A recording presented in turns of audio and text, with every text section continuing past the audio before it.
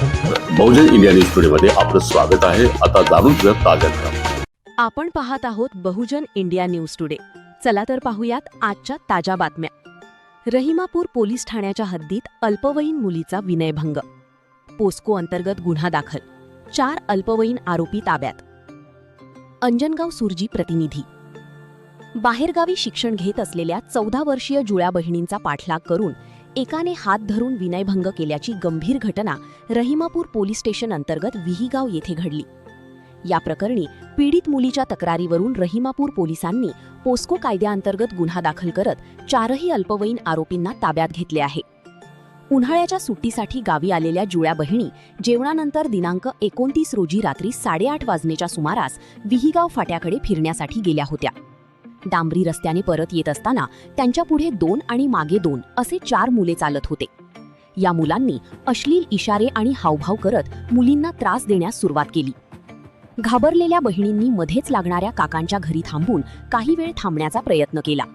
मात्र उर्दू शाळेजवळ तीच 4 मुले त्यांची वाट पाहत थांबलेली दिसली.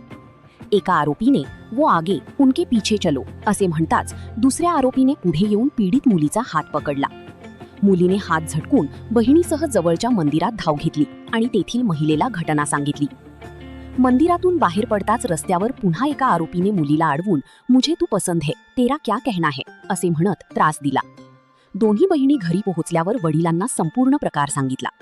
ही माहिती समजताच परिसरातील नागरिकांचा जमाव जमला होता. रहिमापूर चिंचोली पोलिसांनी तात्काळ हस्तक्षेप करून दोन्ही बाजूच्या जमावाला शांत केले आणि 4ही अल्पवयीन आरोपींना ताब्यात घेतले. आरोपी आणि पीडिता वेगवेगळ्या समाजाचे असल्याने गावात काही काळ तणावाचे वातावरण निर्माण झाले होते. मात्र पोलिसांच्या त्वरित कारवाईमुळे परिस्थिती नियंत्रणात आली. पीडित मुलीच्या तक्रारीवरून रहिमापूर पोलीस ठाण्यात बाल लैंगिक अत्याचार प्रतिबंधक कायदा पोस्कोसह भारतीय न्याय संहिता 2023च्या कलम 74, 75(1)I, 75(2), 78, 3(5) आणि कलम 8, 12 अंतर्गत गुन्हा दाखल करण्यात आला आहे.